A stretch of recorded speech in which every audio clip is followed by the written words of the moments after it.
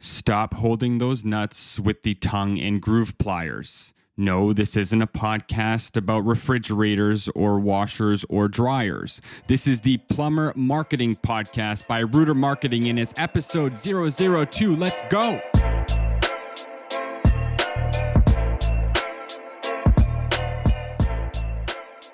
Plumber Marketing.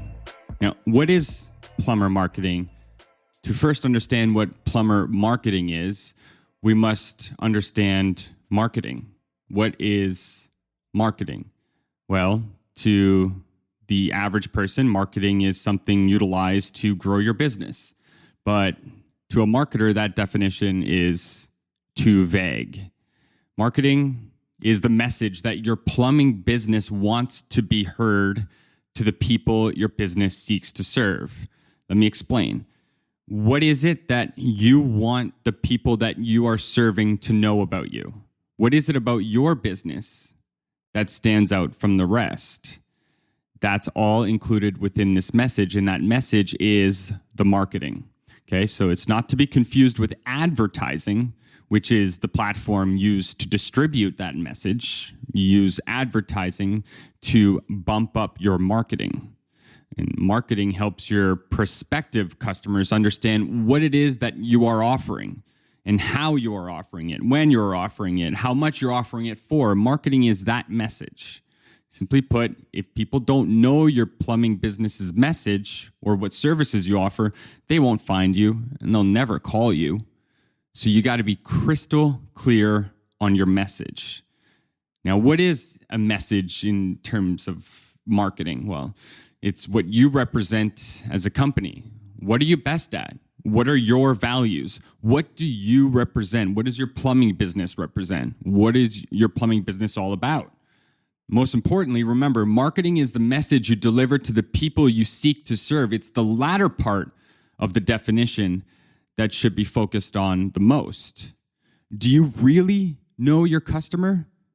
Every plumbing business owner will know their values, will know what they're all about. That's the easy part. But do you know your customer? Yeah, sure. My customer is residential homeowners, local businesses. Yeah, but do you really know them? Do you know what they value?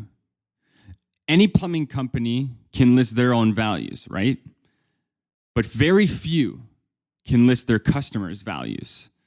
And your marketing, AKA the message, is not going to stick if we don't know what to stick it to. It'd be like having a 6-foot shop door for a 7-foot service van. That's not going to work. Now, without going too much into the details of customer values, because I think that's a podcast episode on its own, you can Google Bain Media elements of value. Now, Bain is spelled B-A-I-N-E, Bain Media Elements of Value. You'll get a good understanding of their fantastic research on this very topic. You'll see a value pyramid. And in that value pyramid shows all of the customer values when making a purchase decision. So the pyramid has 4 sections, and at the very bottom of the pyramid, it's functionality. Customers are looking for functionality. Does your plumbing service work for them? Is your plumbing service open? Is it of quality? Does it have variety? Is it just drain cleaning, or is it water heater repair, water heater replacement, just the replacement, or do you actually sell the water heater? Do you sell electric? Do you sell gas? What? All of these things, the variety. Okay, so and these are very basic. That's why it's at the bottom of the pyramid. Now, just above functionality, the bottom of the pyramid, is emotion. Okay, so now that they've seen that you have what they're looking for, they need some sort of they need an attractiveness. They need something that touches the heart and says, you should call me and this is why. Not because we are open and we offer these things. You already know that. But there's some sort of emotional attachment. Now, the common one is support a local business, right? Instead of the franchises, support our local business. Shop local. That's an emotional attraction, right? But also you can go a little bit deeper with that. You can go with emotional attachment through information or emotional attachment through transparency. It's important to note that you really need to think of these as, you might say, this doesn't apply to me, but something like nostalgia effect. My dad had a Chevrolet, therefore I'm buying a Chevrolet, right? Now, you might not think this relates to plumbing, but let me give you an example. Remember that shower pressure that was so amazing and the hot water got hot in no time? Or have you ever been to a hotel in which the shower is stronger than a freaking fire hose? Yeah, we've got you covered. We'll bring it back to that. Now, the person standing there in front of you or on the phone is saying, yeah, you know what? I called because my shower faucet's leaking, but my goodness, would I ever like to have at least just one shower where it's the water pressure's nice and I don't have to stand there in the freezing cold waiting for it to get hot. That is nostalgia through emotion, because I put themselves in a position where they remembered one of those days where they took a strong shower like that and the water got hot instantly. Man, what a great feeling. You just jump in the shower, jump out, let's go. Nostalgia.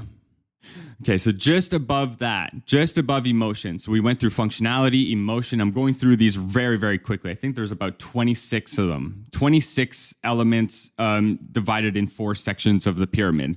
So just above that, right below the top one is life-changing category. Okay.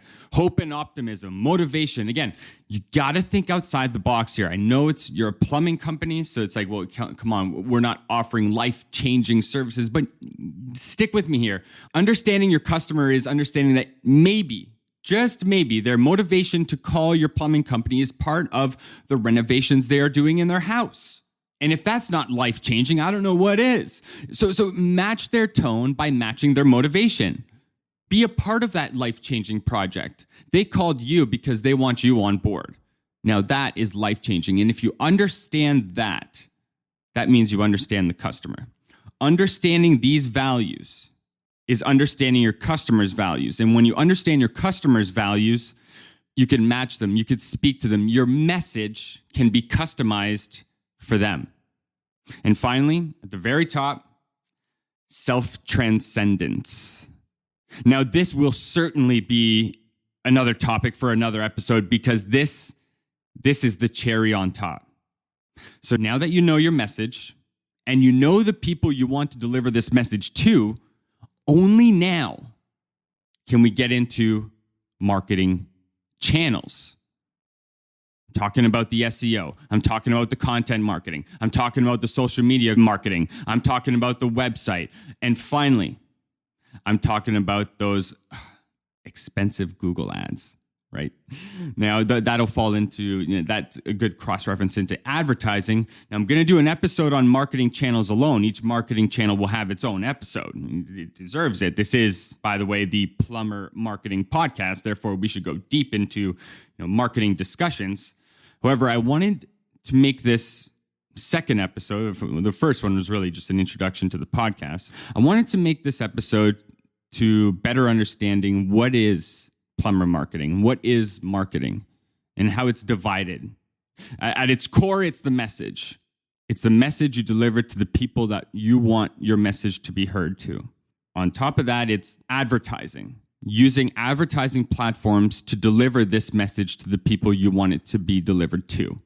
And then marketing channels, using marketing channels to be perceived as somebody that holds true value to this message to the people that they want that message to be heard to. And in a nutshell, this is marketing. Thank you so much for listening to this introductory episode. I'll call it episode 1. It's really episode 2, but I'll call it episode 1. Thank you for listening to the first episode of the Rooter Marketing Podcast, a plumber marketing podcast. You've been very generous with your time and attention. And if you could please subscribe, I promise you, I'll be back with more. Until next time, this is Nick Bedard from Rooter Marketing, signing off for now.